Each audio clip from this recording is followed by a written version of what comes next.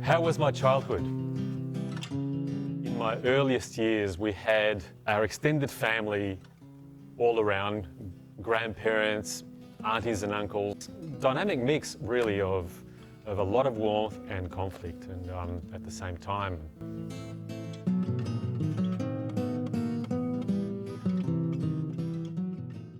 I spent a lot of time with my cousin, having a lot of fun. An older brother with whom we fought a lot. We got a little bit older, the two of us, and matured and became very, very close friends.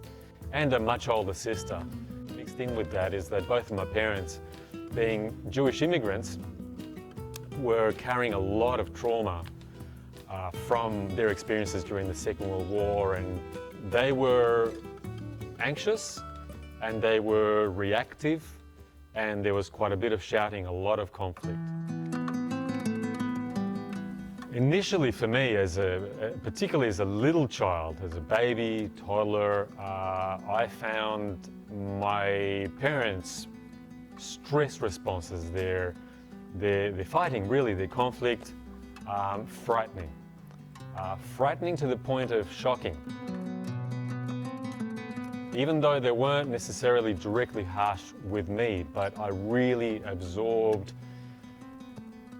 their feeling through the atmosphere that sometimes overtook our home, of how reactive, particularly my father, was. So these were repeated shocks. A very powerful formative experience for me was discovering that my older brother, was suffering a mental illness, which came as a great shock to me.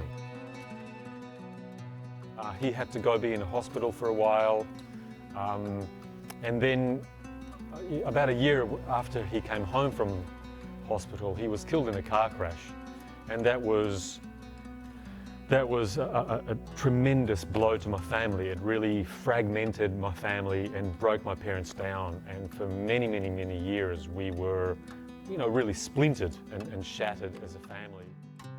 Adding to that we migrated from South America, from Uruguay, South America, to Australia at a time when a peaceful little country like Uruguay had plunged into tremendous conflict and unrest, and there was fighting in the streets and clashes, and there was a scary time for me as a child.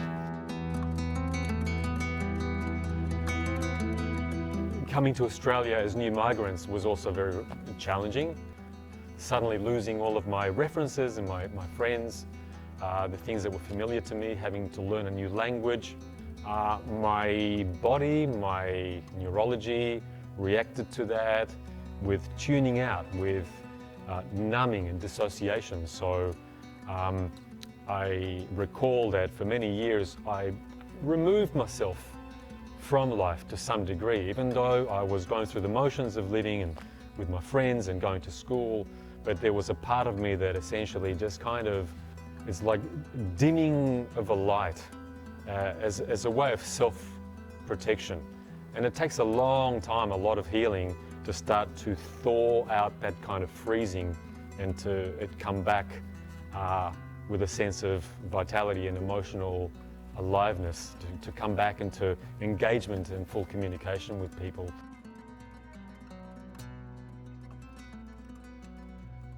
By the time I was 18, 19, 20, I found my way to counsellors. And in fact, my experience with counsellors was mostly quite positive, and it fed more and more my interest in psychology because of how that benefited me. Learning to bring words to my pain, to my grief, to my shock. Really to let go of the shame that often surrounds those experiences. And then learning to listen to others, to realize that these kinds of experiences are widely shared. It's not just me alone, it is us. That sense of us is quite empowering. It's comforting.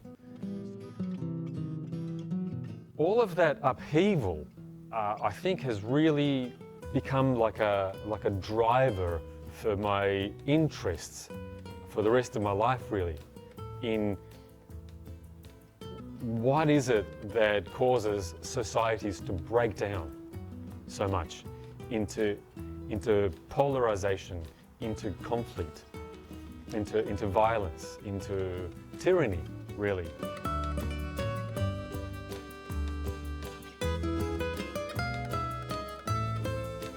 Probably the most regrettable aspects of my fathering of my daughter came at times when I was in a hurry, when I was feeling pressured, can sometimes push myself very hard, you know, with my study, with my work, with my research. You know, I've got that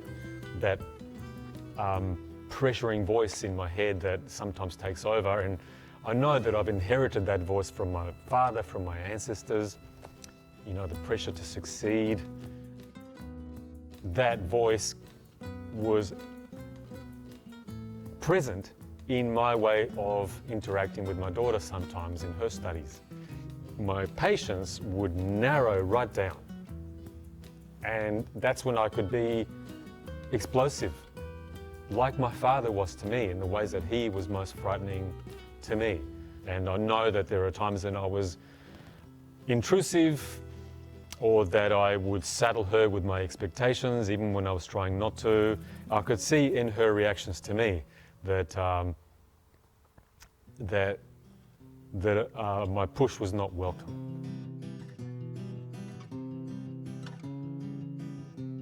I remember I felt in a hurry, and it was my turn to drive my daughter to, it was preschool, I think, or early primary school. She was very little, very young. My inertia, we were running to the door, come on, come on, come on.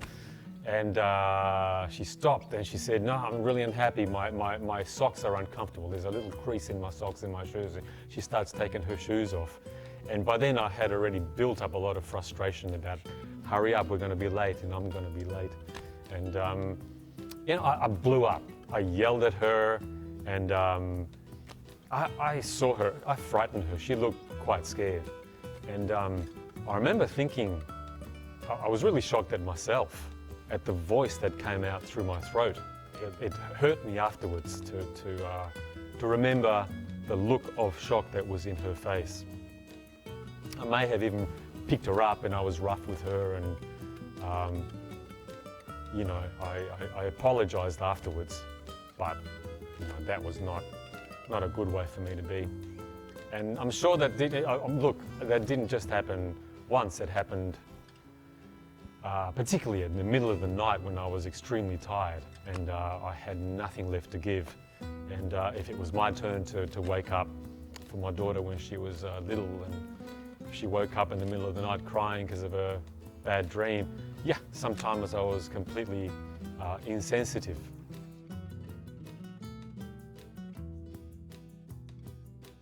We don't need to forget. What we do afterwards matters so much more than the event itself. You know, it's when we can be honest with each other about how we felt in those times. Then even the conflicts that we have together become a growth factor, okay? That ultimately feeds the love and the compassion that can be inside of a relationship, and the love and the compassion that we feel for humanity. To know that we're fallible, we're all fallible. For all of our best intentions, our patience, our spaciousness doesn't sustain to its maximum level all across 24 hours, 7 days a week, you know. And that's why I feel so strongly that we need teamwork. We have to be a village. We have to be a village. That's not just a cliche. So I'm really interested in the conversations we have afterwards, and it's never too late. It's never too late.